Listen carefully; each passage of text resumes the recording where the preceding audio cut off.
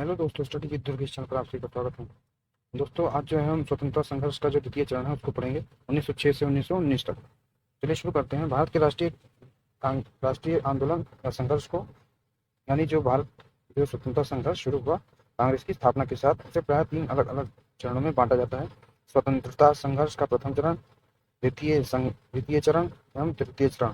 स्वतंत्रता संघर्ष का प्रथम चरण उदारवादी राजनीति का काल था, जो कि 1885 से 1905 तक जो नरमपंथियों की उदारवादी राजनीति चली, उसे हम स्वतंत्रता संघर्ष का प्रथम चरण कहते हैं। स्वतंत्रता संघर्ष के दूसरे चरण में उग्रवादी धारा का विकास हुआ, जिन्हें हम नरमपंथी कहते हैं। तो दूसरे चरण में दो तरह की धारा का विकास हुआ। पहले तो स्वतंत्रता संघर्ष का दूसरा चरण 1906 से 1919 तक माना जाता है। इसमें जो है एक तरफ तो कांग्रेस के भीतर ही उग्रवादी धारा का विकास हुआ, उग्र विचारधारा का विकास हुआ। दूसरे आतंकवाद का भी उद्भव हुआ। वास्तव में क्रांतिकारी आतंकवाद उग्र राष्ट्रवाद का ही एक चरम अवस्था थी। जब हम उग्र राष्ट्रवाद का अवलंबन करते हैं तो उसका चरम होता है बम और पिस्तौल की राजनीति।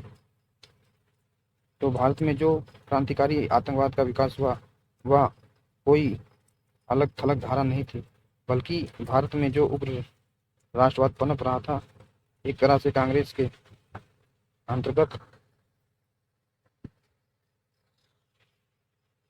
अंतर्गत जिन्हें हम गर्मपंथी कहते हैं, तो उसी उग्र राष्ट्रवाद की चरम अवस्था थी। बम और पिस्तौल की राजनीति, जिसे हम क्रांतिकारी आतंकवाद कहते हैं। स्वतंत्रता संघर्ष का तीसरा चरण तब प्रारंभ होता है जब भारतीय राजनीति में महात्मा गांधी का सक्रिय प्रवेश होता है। भारतीय राजनीति में महात्मा गांधी का सक्रिय प्रवेश 1920 में असहयोग आंदोलन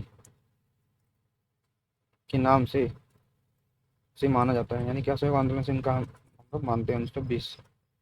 इसके पहले चंपारण, खेड़ा, अहमदाबाद मिल मजदूरों के लिए इन्होंने जो आंदोलन किया, वह महज सत्याग्रह का एक प्रयोग था। सत्याग्रह का प्रयोग कर रहे थे महात्मा गांधी जी। महात्मा गांधी ने सत्याग्रह का पहला प्रयोग 1917 में चंपारण, बिहार में किया था। सत्याग्रह का दूसरा प्रयोग उन्होंने खेड़ा के किसानों के लिए किया, खेड़ा गुजरात में। सत्याग्रह का तीसरा प्रयोग उन्होंने 1918 में अहमदाबाद मिल मजदूरों के समर्थन में किया था। सत्याग्रह के 3 चरण जब उन्होंने सफलता पूर्वक पूरे किए, तीनों चरणों में गांधी जी की बात मानी गई थी, तो गांधी जी का विश्वास बढ़ा और उन्होंने भारतीय राजनीति में सक्रिय कदम रखा। असहयोग आंदोलन के माध्यम से तो भारतीय स्वतंत्रता संघर्ष का तीसरा चरण गांधीवादी युग के नाम से भी जाना जाता। ये सत्याग्रह का काल था। स्वतंत्रता संघर्ष के दूसरे चरण में एक तरफ तो कांग्रेस के भीतर ही उग्र विचारधारा का उद्भव हुआ और दूसरी तरफ क्रांतिकारी आतंकवाद का उद्भव हुआ। वास्तव में क्रांतिकारी आतंकवाद उग्र राष्ट्रवादी विचारधारा का ही अंतिम परिणाम था। दोनों का उद्देश्य एक था, चाहे उग्र राष्ट्रवाद हो या फिर बाल गंगाधर तिलक, बिपिन चंद्रपाल, अरविंद घोष और लाला लाजपत राय। ये जो उग्रवादी थे, इनका उद्देश्य ब्रिटिश हुकूमत को भारत में समाप्त करके भारत में पूर्ण स्वराज्य की स्थापना करना था। पूर्ण स्वराज्य का अर्थ भारतीयों द्वारा शासन। वास्तव में क्रांतिकारी आतंकवाद का सहारा लेने वाले युवाओं का लक्ष्य भी यही था, यानी दोनों का लक्ष्य एक था, ब्रिटिश राज्य को समाप्त कर पूर्ण स्वराज्य की स्थापना करना। स्वतंत्रता संघर्ष के दूसरे चरण में था कि ब्रिटिश शासन को समाप्त करके स्वराज्य की प्राप्ति करना, जबकि स्वतंत्रता संघर्ष के पहले चरण में ब्रिटिश शासन को समाप्त करने का लक्ष्य नहीं रखा गया था। तो स्वतंत्रता संघर्ष में पहले चरण में जो 1885 से 1905 तक चला और जिस दौर में नरमपंथी नेताओं का नियंत्रण तथा कांग्रेस पर उस दौर में ब्रिटिश हुकूमत को समाप्त कर स्वराज हासिल करने का कोई भी लक्ष्य नहीं था। यानी ब्रिटिश हुकूमत को समाप्त कर स्वराज प्राप्त करने का लक्ष्य नया था। ये लक्ष्य उदारवादी नेताओं के बिल्कुल विपरीत। उदारवादी नेता ब्रिटिश साम्राज्य में निष्ठा व्यक्त करते थे और ब्रिटिश साम्राज्य में निष्ठा व्यक्त करते वे चाहते थे कि हमें डोमिनियन स्टेट मिल जाए। डोमिनियन स्टेट का मतलब यह है कि संप्रभुता जो है ब्रिटिश सरकार की रहेगी, यानी ब्रिटिश हुकूमत के अंतर्गत ही भारतीयों द्वारा भारत पर शासन अधिकार मिल जाए और संप्रभुता ब्रिटिश हुकूमत की रहे। तो उदारवादी बुद्धिजीवी डोमिनियन स्टेट चाहते थे, अंग्रेजों को भगाना नहीं चाहते थे, जबकि उदारवादी उग्र राष्ट्रवादी और क्रांतिकारी राष्ट्रवाद का सहारा लेने वाले युवा ब्रिटिश राज को पूरी तरह समाप्त स्वराज की प्राप्ति चाहते थे, यानी कि पूरी तरह से अंग्रेजी जो ब्रिटिश हुकूमत थी उनको समाप्त कर, उनको जड़ से उखाड़ से फेंक कर स्वराज की प्राप्ति करना चाहते थे। लेकिन एक खास अंतर था, जो उग्र राष्ट्रवादी नेता थे, यानी जो उग्रपंथी थे, या हम इनको गर्मपंथी भी कहते हैं, ये जो है अपना लक्ष्य हिंसा के माध्यम से नहीं प्राप्त करना चाहते थे। यानी जो नरमपंथी थे अपना लक्ष्य जो है हिंसा के माध्यम से नहीं प्राप्त करना चाहते थे। जैसे बाल गंगाधर तिलक हो गए, बिपिन चंद्र पाल, अरविंद घोष, इन लोगों ने उग्र बातें की, उग्रवादी विचारधारा को अपनाया, उग्रवादी बातों से जनता को ओतप्रोत किया, लेकिन हिंसा का सहारा लेकर नहीं। यानी कि जो गर्मपंथी नेता हैं, गर्मपंथी दल हैं, उनको जो है उन्होंने उग्रवादी करके यानी हिंसा का सहारा नहीं लिया है। राष्ट्रवाद में ये हिंसा का सहारा लेकर पूर्ण स्वराज नहीं प्राप्त करना चाहते थे, बल्कि इन्होंने अपने लक्ष्य की प्राप्ति के लिए शांतिपूर्ण बहिष्कार का रास्ता अपनाया। शांतिपूर्ण बहिष्कार करना, धरने देना, प्रदर्शन करना, विदेशी वस्तुओं को अस्वीकार कर देना, स्वदेशी वस्तुओं पर ध्यान देना या उनको चलाना, बल देना। ये चाहते थे कि अंग्रेजी सरकार को किसी भी तरह का सहयोग न दें। जब हम उन्हें सहयोग ही नहीं देंगे तो वो अपने आप ही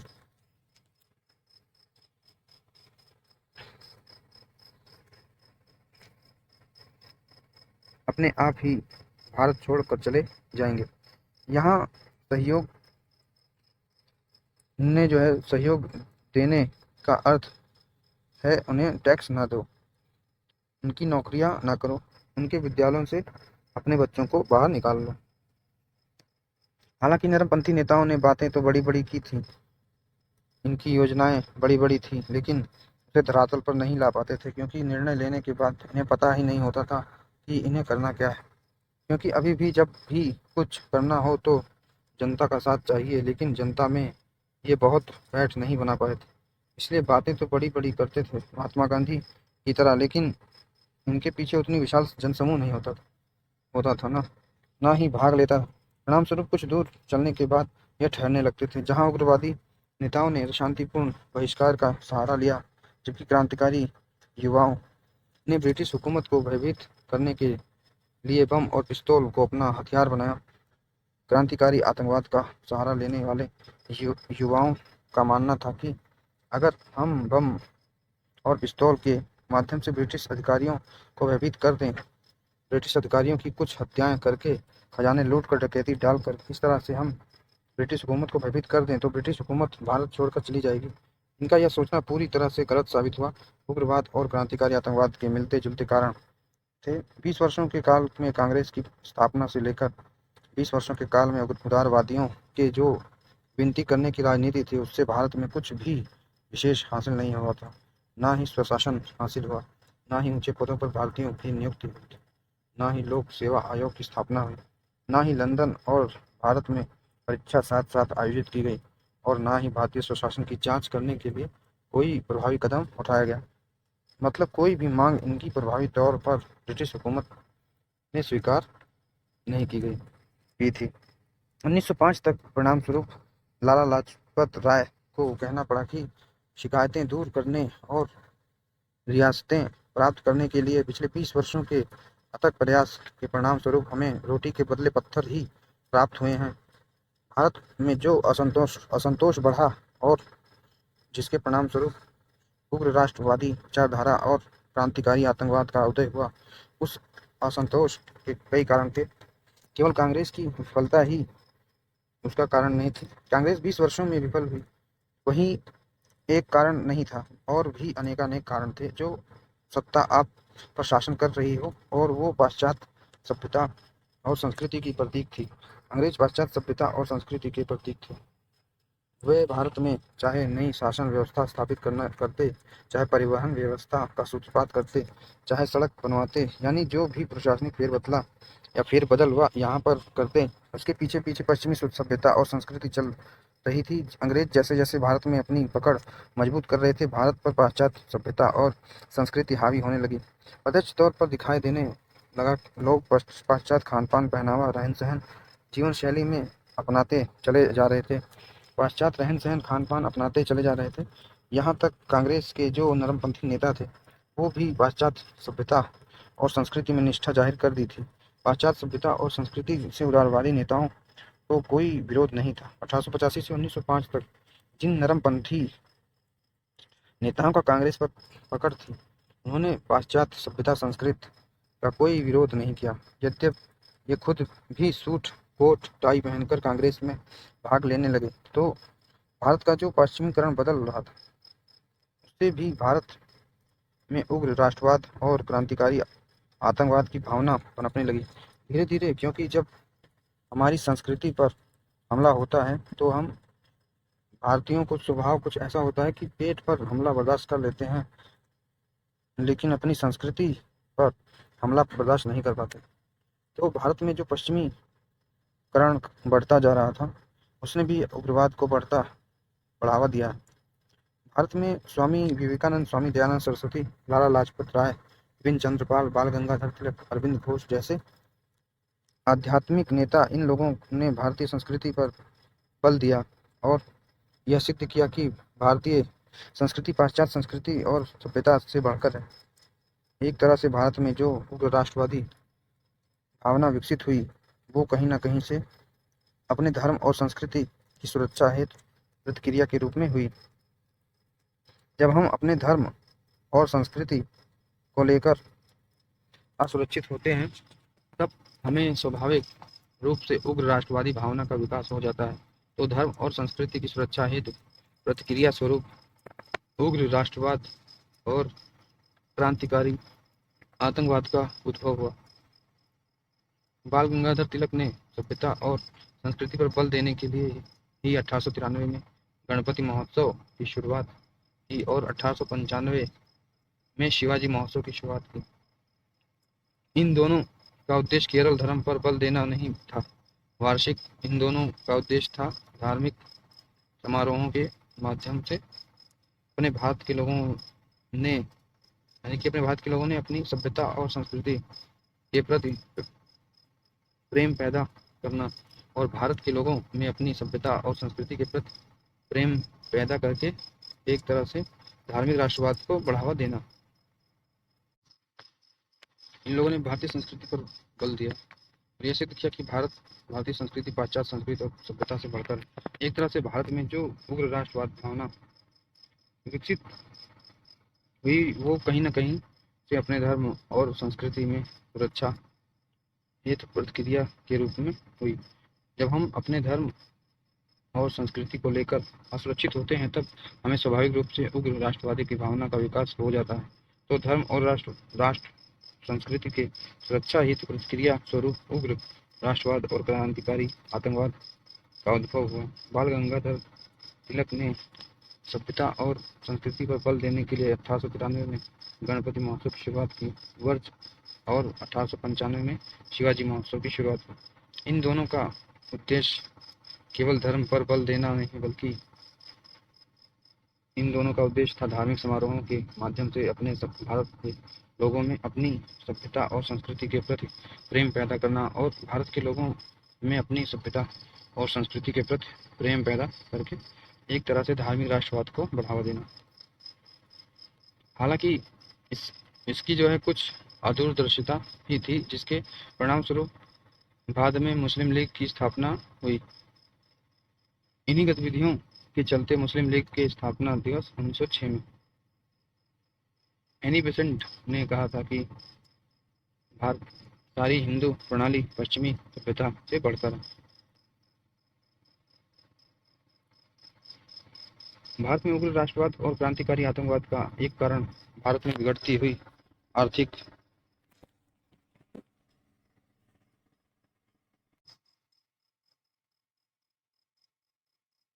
जो देशीय उद्योग थे तबाह होते चले गए, एक गरीबी बढ़ती चली गई और भुखमरी बढ़ती चली गई।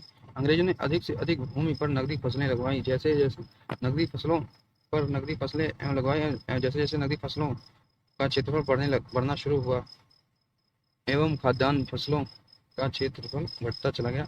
इसके अलावा अंग्रेजों की जो लगान नीति थी वह भी इतनी उत्पीड़क थी कि बहुत से किसानों ने खेती करना छोड़ दिया और भाग गए खेती छोड़कर।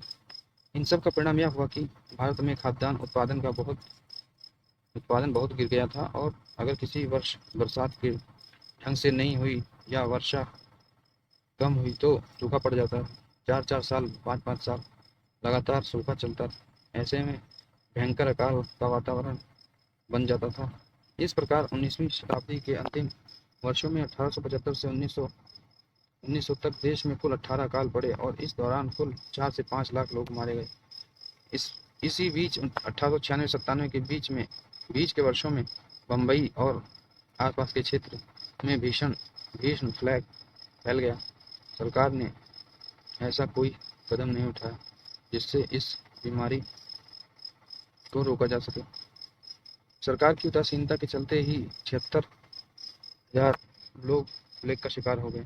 सरकार ने इसकी रोकथाम के लिए कोई कदम उठाए नहीं, उल्टे जो प्लेग अधिकारी थे प्लेग की जांच के बहाने घरों में घुसते थे और कहा जाता है कि अंग्रेज अधिकारी जांच के बहाने घरों में घुसते थे और भारतीय स्त्रियों से दुर्व्यवहार करते थे, उनका अपमान करते थे। महाराष्ट्र के लोगों में गुस्सा भड़का और इसका परिणाम यह हुआ कि पुणे में चापेकर बंधुओं ने प्लेग अधिकारी रैंड और आयरस की गोली मारकर हत्या कर दी और इसके बाद बाल गंगाधर तिलक ने अपने पत्र केसरी में एक लेख लिखकर इस हत्याकांड को जायज ठहराया था कि ब्रिटिश अधिकारी जिस तरह से भारतीयों के साथ दुर्व्यवहार कर रहे हैं, ऐसी परिस्थिति में दूसरे उपाय ही क्या। इस तरह से तिलक ने अपनी बात बोली, यानी कि तिलक ने ऐसे अपनी बात बोली। परिणाम स्वरूप उन्हें 18 माह के लिए जेल भेज दिया गया, वो भी कहाँ, मांडले जेल, वो भी राजद्रोह का मुकदमा चलाकर। लॉर्ड कर्जन आते हैं, भारत का गवर्नर जनरल बन 1899 से 1905 तक रहते हैं। इनका जो 7 वर्षों का शासनकाल, इसमें शिष्टामंडलों, भूलों और आयोगों का काल कहा जाता था। अपने शासनकाल में कर्जन ने बहुत सी भूलें की, बहुत से आयोगों की स्थापना की। लॉर्ड कर्जन द्वारा गठित अधिकतर आयोगों का मकसद था भारतीय जनता और भारतीय युवाओं पर अपनी ब्रिटिश हुकूमत की पकड़ को मजबूत करना। इस प्रकार लॉर्ड कर्जन के प्रतिक्रियावादी कार्यों से भारत में उग्रवाद और क्रांतिकारी आतंकवाद को भड़काने का अवसर मिल गया। विशेष रूप से कर्जन द्वारा बंगाल विभाजन और विश्वविद्यालय अधिनियम पारित करना, इसके माध्यम से विश्वविद्यालयों पर ब्रिटिश सरकार का शिकंजा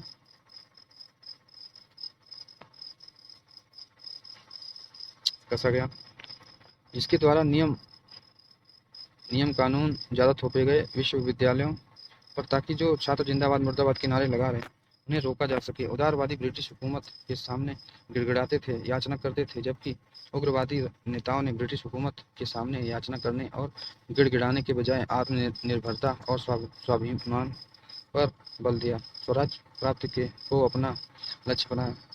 स्वराज हमारा जन्मसिद्ध अधिकार है, इसे मैं लेकर रहूंगा, यह कथन तिलक का है। एक अच्छी विदेशी सरकार की अपेक्षा एक हीन स्वदेशी सरकार को बेहतर मानता हूँ, तिलक ने कहा था। राजनीतिक स्वतंत्रता एक राष्ट्र का जीवन श्वास होता है। यह कथन अरविंद घोष का है। बिना राजनीतिक स्वतंत्रता हासिल किए सामाजिक, शैक्षणिक विकास, औद्योगिक, आर्थिक विकास की बात करना